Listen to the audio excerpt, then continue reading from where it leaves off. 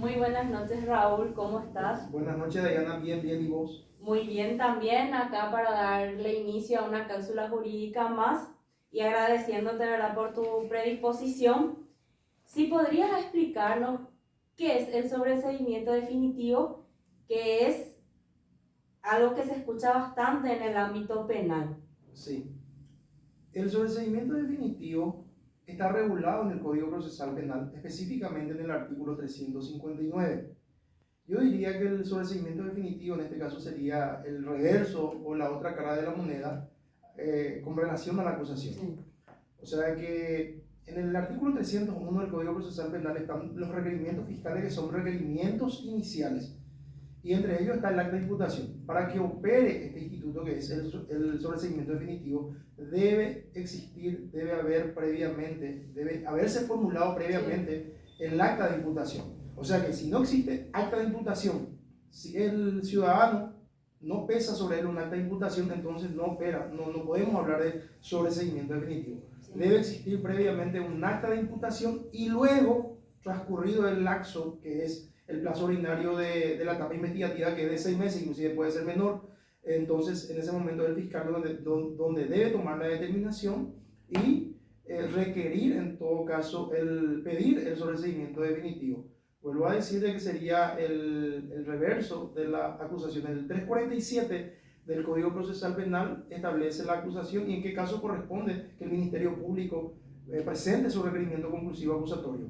En este caso, cuando no existan suficientes elementos de convicción para que el fiscal pueda sostener su acusación, entonces opera en esos casos el sobreseimiento definitivo. Este instituto, vuelvo a repetir, se encuentra regulado, está regulado en el artículo 359 del Código Procesal Penal y básicamente consiste dice, el sobreseimiento definitivo corresponderá cuando resulte evidente que el hecho no existió, que no constituye hecho punible o que el imputado no ha participado en él.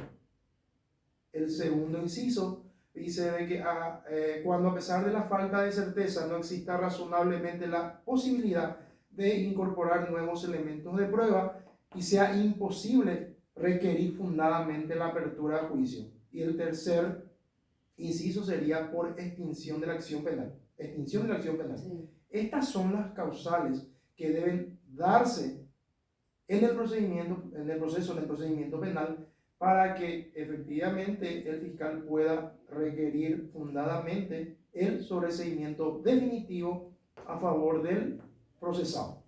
O sea, una de las causales es cuando resulte evidente que el hecho no existió. Sí.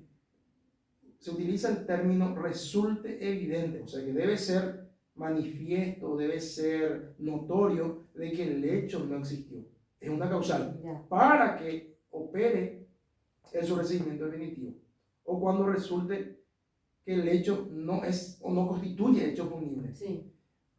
Podríamos estar ante un hecho atípico, que la conducta no podría o no puede subsumirse en ese tipo penal por el cual fue imputado, entonces también opera. En esos casos sí es viable el sobreseimiento definitivo.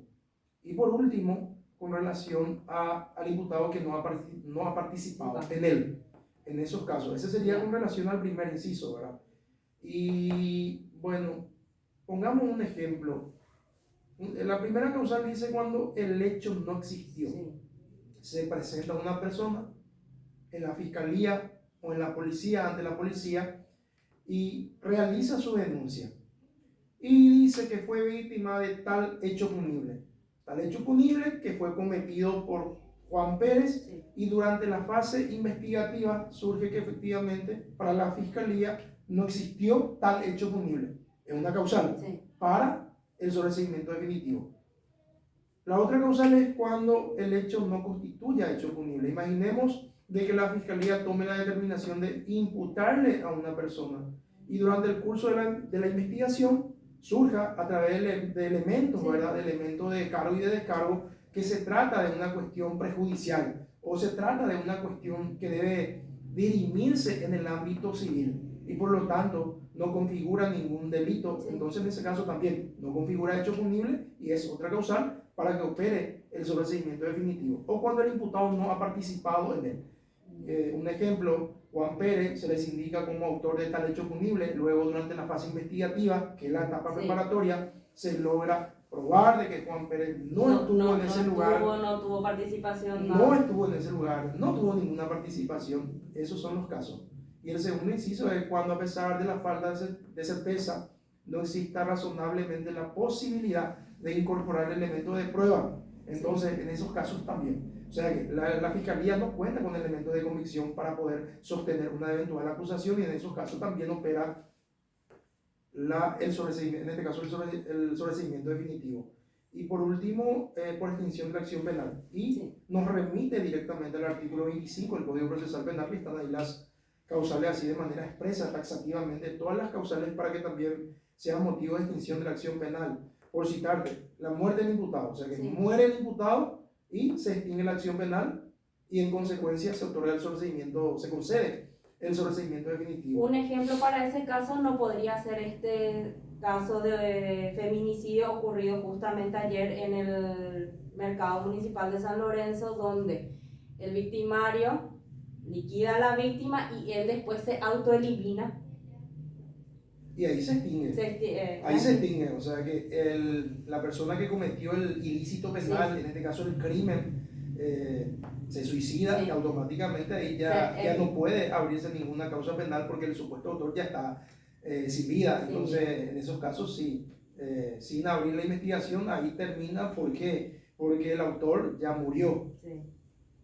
También se da la extinción de la acción penal por el transcurso del tiempo previsto en el artículo 139 del Código Procesal Penal. También opera conforme al artículo 136, que es la duración máxima del procedimiento del Código Procesal Penal, en los hechos punibles culposos o en los hechos punibles considerados delitos contra el patrimonio de las personas, también por la reparación social o particular causada. En esos casos también, toda vez que lo admita el Ministerio Público y la víctima, dice el Código Procesal Penal en su artículo 25. Y hay varias otras causales, ¿verdad? Por el retiro, por la renuncia, abandono de la querella en los delitos de acción penal privada, también se extingue la acción penal, y la consecuencia es el sobreseimiento definitivo. De repente a una persona, cuando se le ha otorgado la suspensión condicional del procedimiento y no se le ha revocado su periodo de prueba, en esos casos también se extingue la acción penal. Serían aproximadamente más o menos como 10, 11 causales que están de manera taxativa previstas en el Código Procesal Penal en su artículo 25. En caso de que se haya otorgado el sobreseimiento provisional, dice de que si es que no se solicitara la reapertura de la causa en el término de un año, entonces también ya se extingue la acción penal. O sea que el artículo 359, inciso tercero, actúa en consonancia con el artículo 25, o sea que en consumo trabaja con el artículo 25 del Código Procesal Penal para que opere el sobreseimiento definitivo. En eso básicamente consiste. El sobreseimiento definitivo cierra irrevocablemente el procedimiento en contra del procesado, y también que no afecta, o sea que uno es sobreseído definitivamente de la causa y no afecta su buen nombre, su buena reputación, la causa por el cual estuvo, digamos, procesado. En eso básicamente consiste. Lo que es el sobreseimiento definitivo en el conjunto. Y Raúl, ya siguiendo con ese tema, si nos podrías, ¿verdad?, explicar, o más bien comentarnos sería, de la última resolución que fue emanada por la Corte Suprema de la Sala Penal, que es la número 560, que declara la caducidad, más bien la prescripción de la acción penal en un caso, ¿verdad?, de exposición al peligro. Esa resolución dictada por la Sala Penal de la Corte Suprema de Justicia sorprende. Realmente a mí también me sorprendió bastante el criterio asumido, la postura asumida por la Sala Penal, que fue por un voto mayoritario. En este caso estuvo como preopinante la ministra Carolina Llanes, y se adhirió a su voto un miembro que no es natural de esa sala, en este caso el doctor Antonio Fretes, que es miembro de la Sala Constitucional. Y la verdad que llama mucho la atención y nos dejó sorprendido a todos ese criterio asumido por la sala penal en el sentido de hacer lugar y declarar operada la prescripción de la acción penal y toma como base la expectativa de pena prevista en el artículo 217 del Código Penal que reconoce o regula, prevé el tipo penal de exposición al peligro del tránsito terrestre. Entonces, en base a la pena, ¿verdad? Al quantum de la pena, que es de hasta 2 años, entonces ellos sostienen de que la prescripción de la acción penal sería de 2 años. Y le hacen para mí, yo disiento, inclusive he conversado con varios colegas que también tienen el mismo pensamiento, la misma interpretación de que disienten con ese fallo, disienten porque la sala penal le hace decir al artículo 102 del Código Penal, sería al inciso primero, numeral segundo, lo que no dice. Y el Código Penal es muy claro. Vuelvo a repetir, la sala penal dice de que aquellos delitos, tipos penales que prevean una expectativa de pena de hasta 2 años o multa, el plazo de prescripción es de 2 años, siendo que el Código Penal en su artículo 102 dice totalmente todo lo contrario. Por eso justamente no deja de sorprender esta corte, esta sala, principalmente esta sala penal, porque si nos remitimos al artículo 102 del Código Penal dice de que en su inciso primero dice: los hechos punibles prescribirán o prescriben en 15 años cuando el límite máximo del marco penal previsto sea de 15 años o más pena privativa de libertad. Y el inciso primero, numeral 2, dice en 3 años cuando el límite máximo del marco penal previsto sea de pena privativa de libertad de hasta 3 años o multa. Y el numeral tercero ya no, digamos, no compagina con esto, pero siempre se tuvo en cuenta de que la prescripción, que sería el plazo mínimo de prescripción, es de 3 años, el piso es de 3 años y el plazo de prescripción, el máximo, es de 15 años. Y la verdad que sorprende que la Corte haya asumido ese criterio de que prescribe a los 2 años. Y esto yo creo que es un error en cuanto a la interpretación.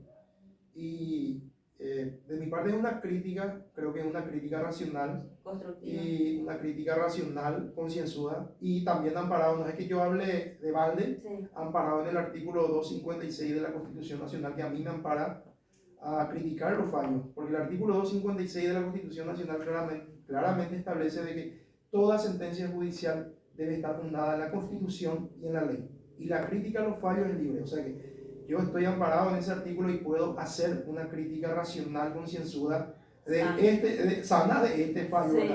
Y para mí que realmente es una interpretación errónea, una interpretación equivocada de la sala penal, porque el primer problema que surge es que esta interpretación estriba con el artículo 130. O sea, el primer problema que tiene es con el artículo 138 del Código Procesal Penal. El artículo 138 del Código Procesal Penal dice de que la duración del procedimiento no podrá ser superior al plazo previsto para la prescripción de la acción penal, dice, en caso de que sea inferior al plazo máximo previsto en la ley. O sea que el plazo máximo de duración del procedimiento es de 4 años. Entonces, si estamos ante un hecho cuya expectativa de pena no supera los 3 años, entonces la duración del procedimiento será de 3 años.